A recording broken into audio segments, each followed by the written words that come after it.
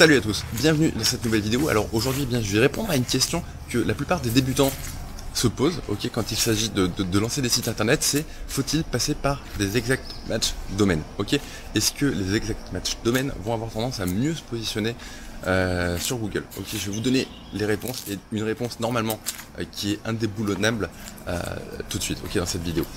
Donc, ce qu'il faut comprendre, il faut prendre un petit peu de recul, Quel est le but de Google?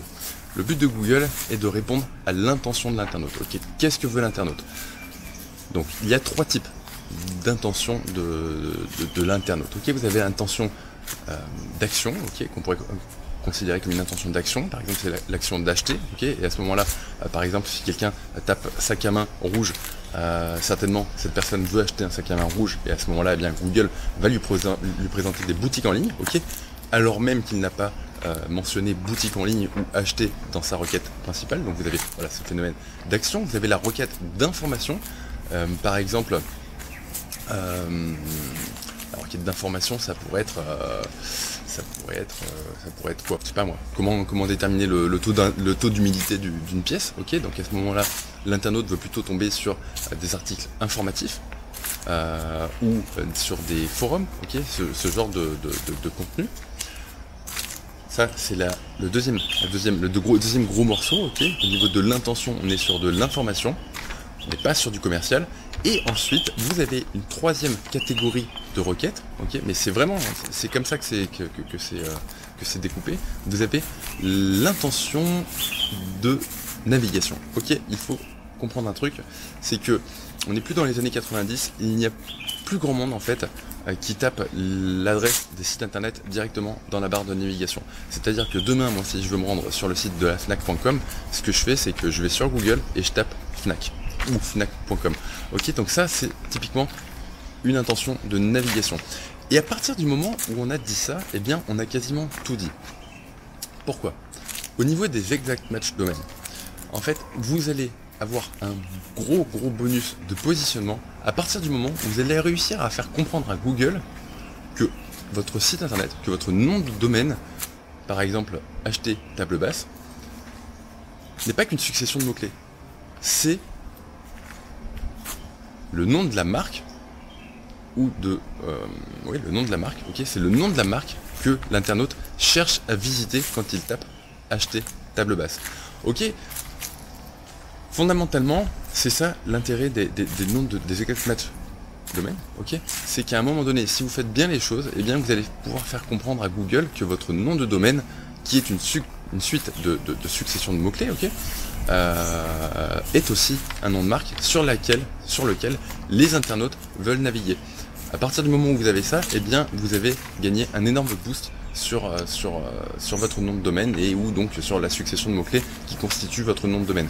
Donc, est-ce qu'il y a un intérêt à prendre un exact match domaine? Oui, si vous arrivez à faire comprendre à Google que vous répondez aussi à une intention de navigation de la part des internautes. J'espère que j'ai été clair, parce que une fois que c'est clair dans votre tête, en fait, vous avez compris que les exact match domaines posséderont toujours un boost au niveau du positionnement. C'est juste impossible de faire autrement pour Google sans on va dire dégrader l'expérience utilisateur. Donc voilà, parce que assez régulièrement, j'ai envie de dire peut-être une fois par an, on voit des filtres de la part de Google et ou des réactions de SEO qui disent qu'en gros Google pénalise ou filtre les exact match domaines. En fait, ça n'est pas possible. C'est possible qu'il fasse bouger le curseur, mais fondamentalement la règle de base ne bouge pas, c'est-à-dire qu'un exact match domaine, s'il répond à une intention de navigation, aura systématiquement un énorme boost au niveau du positionnement. Qu'est-ce qu'on peut dire encore au niveau des exact match domaines? Ce qu'il y a d'intéressant, c'est que lorsque vous allez, et là c'est plus pour les personnes qui sont un petit peu plus avancées, lorsque vous allez rentrer dans une phase de netlinking, le fait que votre nom de domaine soit aussi les mots-clés que vous visiez va vous permettre, dans une certaine mesure, d'être beaucoup plus lourdingue sur les proportions d'encre exactes que vous allez pouvoir utiliser dans vos profils de liens. Vous allez pouvoir finalement, en poussant sur de l'encre entre guillemets générique sur le nom de domaine, pousser en même temps les mots-clés que vous êtes en train de chercher à viser. Ce qui n'est pas le cas lorsque vous prenez un nom de domaine qui n'a rien à voir avec vos mots-clés, puisque vous pouvez toujours pousser sur votre nom de domaine en encre, ok, mais ça n'a que moins d'intérêt puisqu'il n'y a pas vos mots-clés. Et si vous décidez de pousser des mots-clés bankable, ok, et ou très précis avec une proportion forte, eh bien vous vous exposez au filtre pingouin, ce qui n'est pas le cas lorsque vous avez un exact match domaine. Je regarde ma petite feuille pour voir si j'ai oublié de vous dire quelque chose. Ok, donc ce qu'on peut dire en termes de méthode pour faire passer votre nom de domaine comme étant entre guillemets une marque ou répondant à une intention de navigation pour les internautes, comment procéder? Eh bien, il suffit de se baser sur ce que font les véritables marques. Ok, c'est-à-dire que vous allez certainement avoir une fiche Google My Business, vous allez avoir un compte Facebook du même nom, vous allez avoir peut-être un compte Instagram, peut-être un compte Pinterest, un compte YouTube, vous allez peut-être être présent dans les pages jaunes ou dans tout type d'annuaire ayant autorité. Ok, tous ces critères qui font que, à un moment donné, vous n'êtes pas juste un nom de domaine, vous êtes aussi une marque à travers votre nom de domaine. Il suffit, voilà, je vous dis, de prendre un site, le site d'une marque, ok, de constater ce qu'il a fait, et vous constaterez eh bien qu'en fait la réponse est sous vos yeux. Notez aussi qu'un petit tips comme ça qui peut accélérer les choses, c'est de simuler de la recherche sur Google, ok, en passant par un certain type de service, ok, vous simulez la recherche de votre site internet directement par Google. C'est-à-dire que voilà, si demain 50 personnes, en fonction de la niche sur laquelle vous êtes, tapent directement votre nom de domaine sur Google, puis ensuite vont cliquer sur votre site internet, eh bien Google va percevoir cette intention de navigation. Ok, n'oubliez pas que dans une certaine mesure, Google espionne le comportement des internautes. C'est encore le moyen le plus fiable et le plus sûr pour lui pour délivrer ensuite de la qualité. Ok, comprendre le fonctionnement des internautes.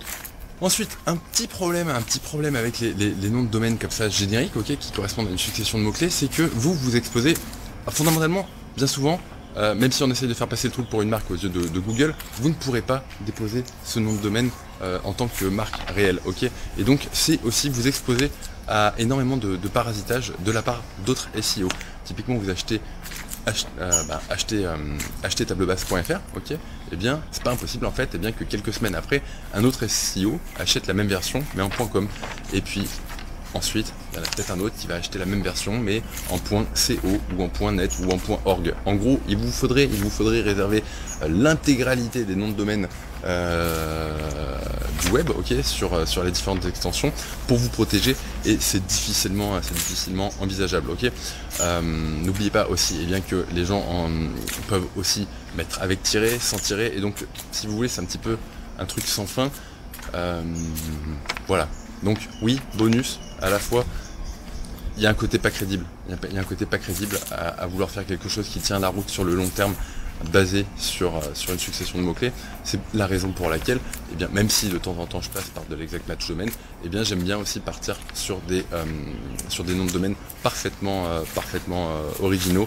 Et lorsque quelqu'un cherche à parasiter ce nom de domaine, il est à peu près évident, ok, qu'il a cherché à parasiter. Ça ne fait aucun doute. Si vous êtes sur une succession de mots-clés génériques, ça va être beaucoup plus compliqué ensuite de faire valoir vos droits.